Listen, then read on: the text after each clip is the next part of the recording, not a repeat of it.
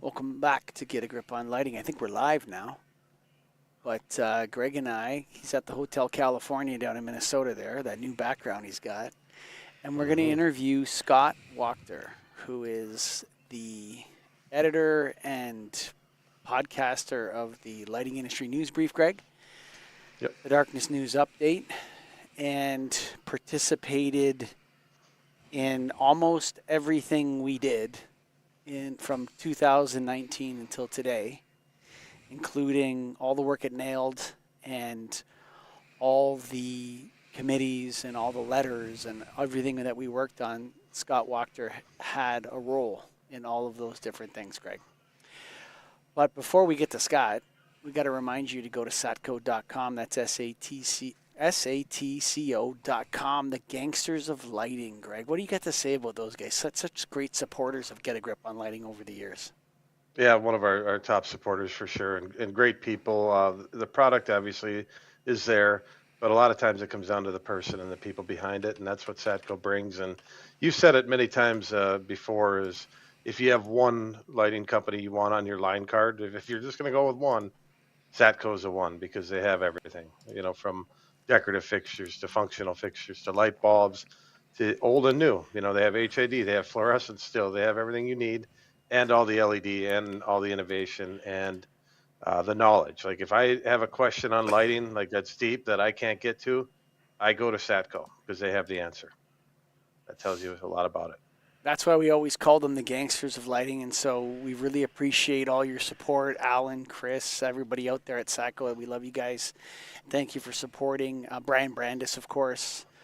Thank you for supporting us for so many years here at Get a Grip on Lighting, and yeah, this is our last Satco episode, Greg, if you can believe it. And the man himself, Billy Gilden. So Billy Gilden, we really appreciate all you've done. Yep. Thanks, guys. So go to satco.com, and if you're going to pick one lighting company, man, they have multiple things of the same item sometimes, multiple choices of the same item. So go to satco.com. Of course, great supporters of the National Association of Innovative Lighting Distributors. Go to naild.org. If you have light bulbs in a warehouse, this is your association. If you have light fixtures in a warehouse, you sell them over a counter, you sell them, then this is where you belong, naild.org. Welcome to Get a Grip on Lighting, Scott Wachter. Hey, everybody. So there's been a lot of changes over the years. A lot of things have happened. Different things have come up and down. What's of all the things that we did, from Get a Grip on Lighting to Restoring Darkness, Darkness News Update, the LS Evolve, Darkness Restoration 1, revamping LS1, LS2, all the committee work, all the letters. What is your favorite memory of being involved in this whole apparatus? Oh, dear. I think I'm going to pick something actually kind of recent, is that, I am an unwise man, but it is part of the job. I read YouTube comments. Specifically the ones on all the things we do, because I have to, make sure I delete all the spam bots. And on the last Darkness News Update, I got a comment from someone entirely new, hadn't seen anything from them before, and they just said, I was really curious about all the things you talked about, because it was one of the longer episodes, probably like 25 stories I went through. And he was like, oh, and then I actually went to your website, and you had all the links there. And I'm like, yeah.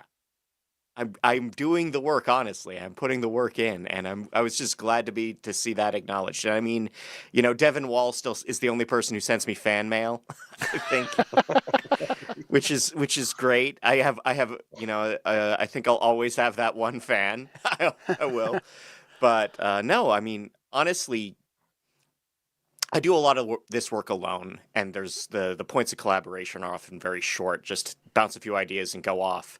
So when something comes out and it's done, I don't necessarily get any feedback or, really about it. And then once in a while, it sparks like that moment of like, oh yeah, no, people appreciate it, people do value it, and it's easy to lose track of that when you've got regular deadlines and whatever. Like, having Nailed members come up to me and be like, dude, what are you doing with all the, how are you doing this? How are you getting 100 stories about lighting out every week?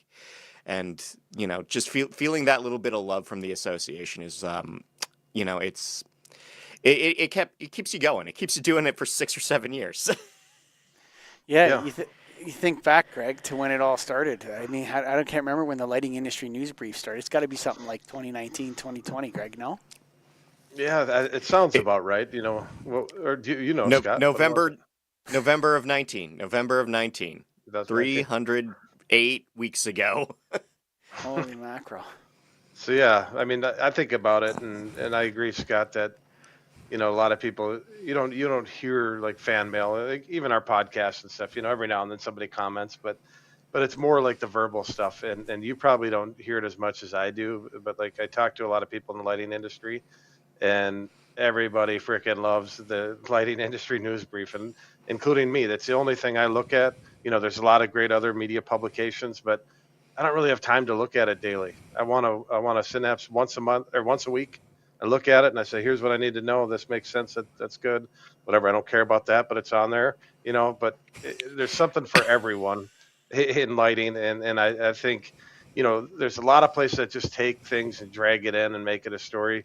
You actually format it and make sense of it and have sometimes a little commentary and the right link to it. So verbally there, Scott, man, I'm telling you, it's hands down the best publication out there from a dude who's been in lighting for 20 years. And then I guarantee you hundreds of other lighting professionals out there, maybe thousands that listen and watch it. So thank you for all that you did on that. Absolutely. Yeah, and I mean, I gotta say, like, someone told everyone told everyone. Someone told everyone that a press release had to be 300 words, and the majority of press releases just don't have 300 words worth of stuff to say. Sometimes legally, sometimes like there's a contract you can't disclose any details on, and you just get so much piffle. Just so much like, oh yeah, we've got the senior VP of Synergy is very excited about this new dude, 30 words. If you can't say it in 30 words, what are you doing? Yeah, no, and I love that piece of it. One question I've got is the titles. Like I looked at this week and you said something about TV's Blossom, and I never found out what that meant, but where do you come up with the titles and where the hell's Blossom? Cree Lighting has a celebrity endorsement from Miriam Oh, Bialik, who was okay. TV's Blossom. Got it. And where do you come up with the titles, or how do you think of the titles? Give us the process on what you do. How you Honestly, figure it out. like it is the last thing. It is the last Okay. thing I do. Like I record I'll do my recording. I'll do my first round. I'll do whatever edits I need on it, and then I'm just sitting there staring at it. It's like, okay, was there a theme? Did something come out of this? Does something stand out? And sometimes it's like, okay, like I've got 5 stories about copper theft stacked up, and I'm like, can I do something with like coppers and robbers? Is that a thing? And then and it'll be something like that. It's just I look at it and something pops out, and some days I really don't have anything. It's all over the place, and it's just like this is going to be one of those vague one-word titles.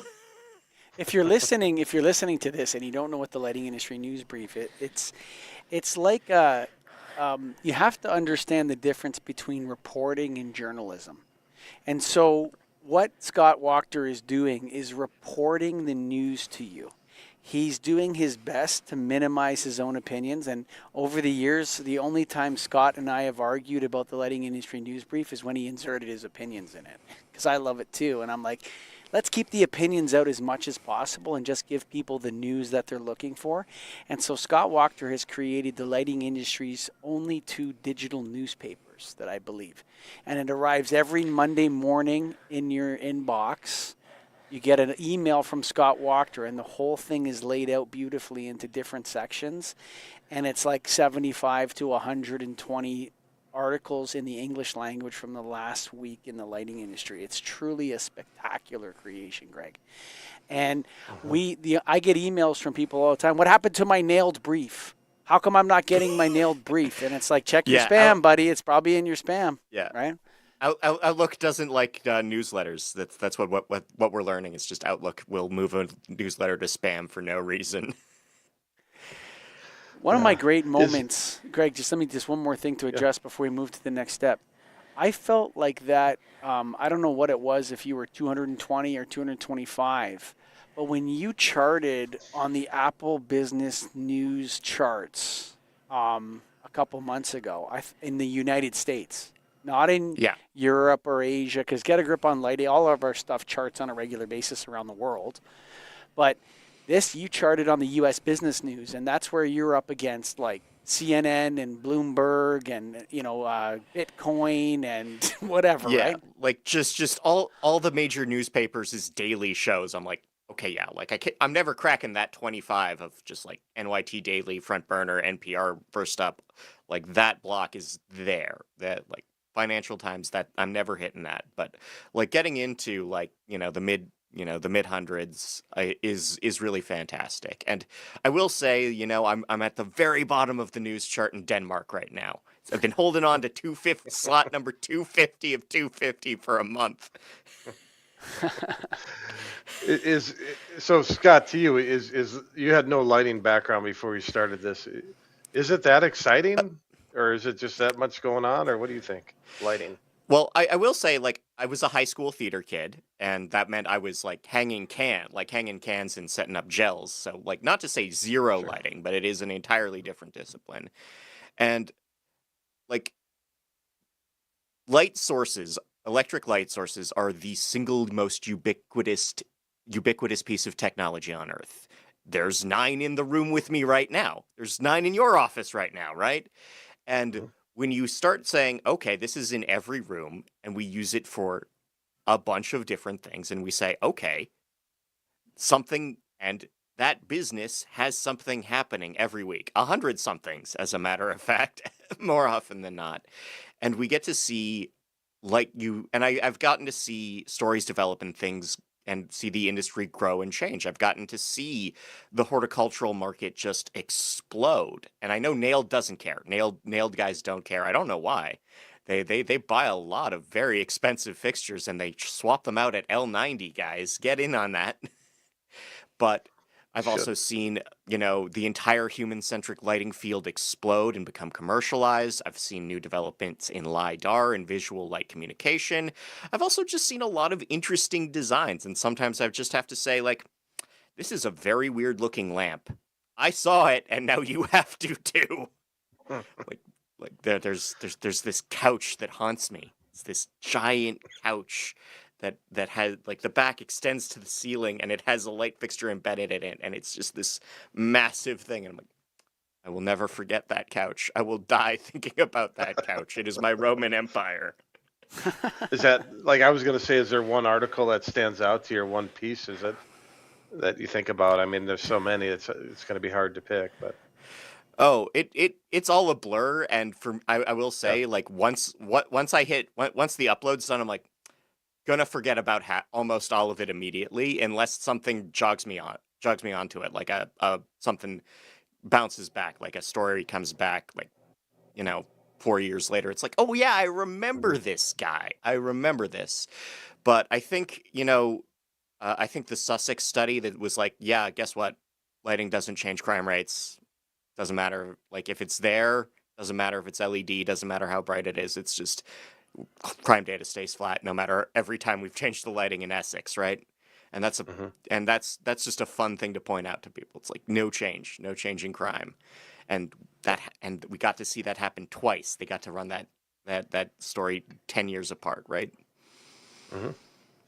So we have the LINB, which is obviously a great piece that you did. You also, like mentioned at the beginning, you've done committee work. Tell us a little bit about that. Um Honestly, you just like, it's hard to get people to do anything. It's hard to organize Mhm. 6 to 8 people. Like, you've tried to get people to go to meet you for lunch. It's impossible once you hit a certain vector. And at a certain point, you just have to make it someone's actual responsibility to say, okay, no, everybody here, we all agreed, it's on Teams at 2. We're all good for that, and just take the notes and make sure everyone follows up on things, right? So when we talk about nailed committees, these are very short bursts of activity generally. Like, I don't think we've ever had one go more than 4 sittings before we either refer it back to the board or it just kind of sits there and doesn't generate a project because we realize there's no there. Like there are a lot of things where we've just sort of sat down and talked about it, and it's like there's no there. Like we're never gonna figure out. Nailed is never gonna figure out how to sell a high bay on Instagram to anybody. That was the thing we figured out. It's like, look, we can network with each other. We can set up ways for professionals to talk to each other. But yeah, the social media sales strategy just doesn't work in most of these businesses because it's kind of the boring, unsexy light fixtures. You can sell an interesting lamp on Instagram. You can sell a scary couch that I will never forget on Instagram. But you know what? You buy a Ford Troffer? Not sexy. Instagram, selling on Instagram. I remember that social media committee. That has to go Yeah. back to when? That's like 2020 or something like that. Oh, that was definitely like that. Well, I mean, we were doing so many more things online, like because Sure. we just had to, and like we were everyone was throwing things at the wall to figure out what they could do to just keep going, and it was like, yeah, no, we're like, yeah, no, like just stick to email marketing, get to know people in your area, but like there was not any way we were going to solve internet sales outside of just have your website. Let people click on bulbs. Who was the hardest chairman of a committee to work with? Oh, Michael Was Mike Colligan. ever I one? actually want to. Yeah. No. I actually got to say, like, all our guys were really great. Like, they were always. I mean, we were voluntolding them most of the time. Like, it was just like you'd go to a board member and say, "I'm very sorry, it's your turn. You have to be the boss of this one. I promise it won't go more than 6 weeks." Right?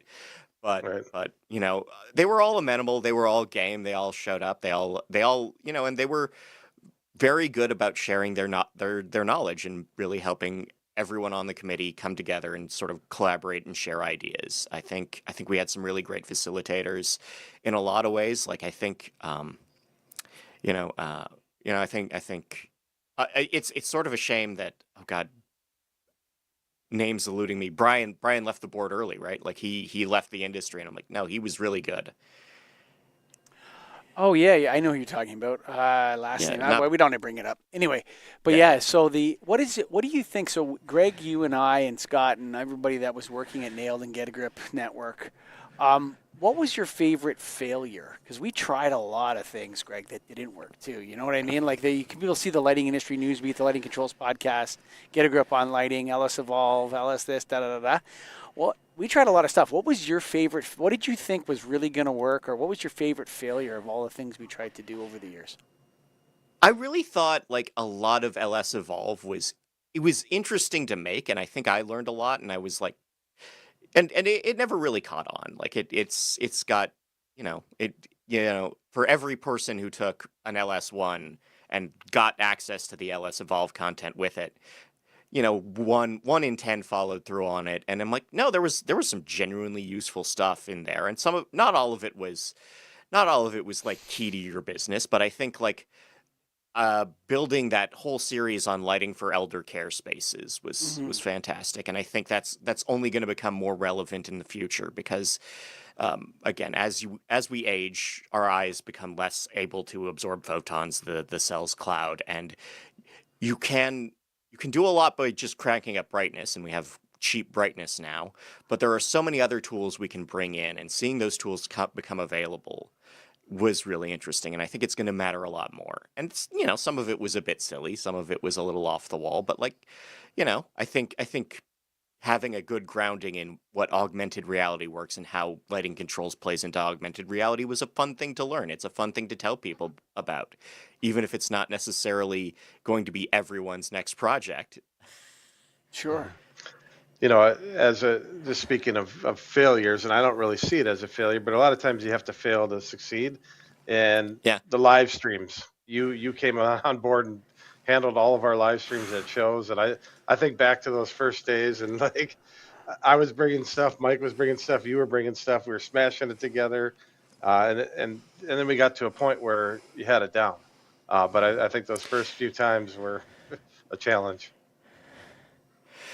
Yeah, yeah, certainly. And I mean, we were building the boat while the water was rising in a lot of cases. We were checking things, and we were finding out what bits of tech just did not work. Just did not work, or tools that could not be sustainable.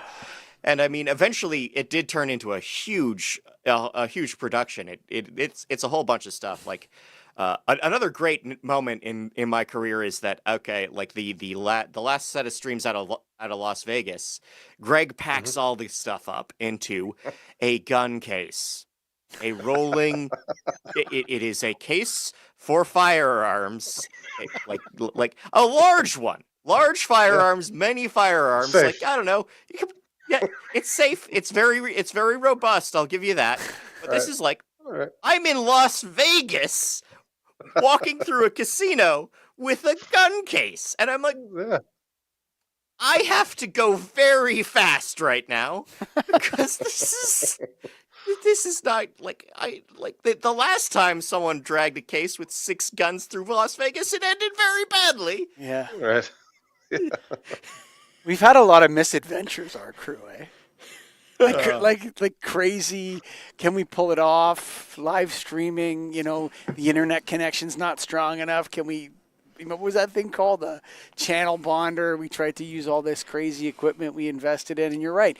We have to fail to succeed, but we ended up getting really good at it. And the stuff we did at Canada Light Expo 2024 was really a peak of our live streaming capabilities that we developed. And, it was truly spectacular, some of the stuff we were able to accomplish, Greg. Just a bunch of lighting Absolutely. guys. Yeah, when you know. think back to what it started as and what it became, I mean, and Scott, you were a huge part of that, and it's been a fun ride, man. Wild, for sure. Sure has. Yeah. What's the plan for the future, Scott Wachter? Well, I think the one thing I think I will say is that, like, I'm going to be taking over the full hosting duties on Restoring Darkness. We're going to move forward with that. We're going to we might be we're losing our not-for-profit partners in that field for now. We might find a new one soon.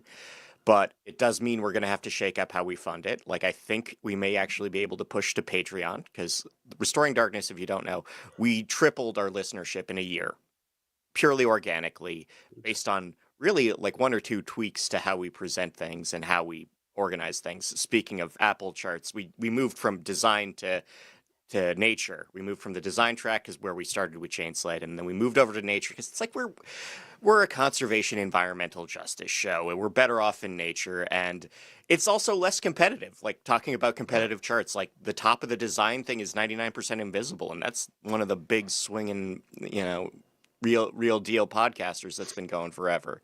We move over to nature, and I'm like, nature charts are half Bigfoot, and I'm like, I can beat the Bigfoot guys. I can beat Bigfoot guys. It's going to be interesting to see, because I've always loved Restoring Darkness, Greg, as you know. And from when we started it, it was special to me, and I'm glad Scott's going to continue running with it, and we'll work that out. And then there's other things that are up in the air, Scott. We're not sure what's going to happen yet. Yeah, I can't announce anything until the new year, but if you do depend on me explaining what schools are paying to put light posts in their baseball fields, something will be available. Something will happen. What a journey. And a lot of people, that's why we ended up, when we were thinking about, it was time that Get a Grip on Lighting, Greg, had come to its natural conclusion, and you and I were ready to, kind of do other things.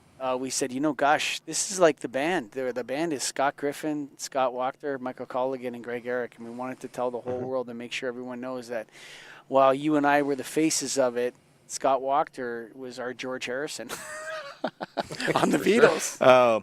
He started making his own songs. How dare he? Oh yeah. I guess I have to wander off and release a really indulgent triple album. Yeah. That first George Harrison release. Come on, man. I know you were backed up, but you didn't have to do it all at once. Yeah, and so Scott, we love you, man. Neil loves you, everyone, and everyone loves the Lighting Industry News Brief. It's one of the greatest, I think.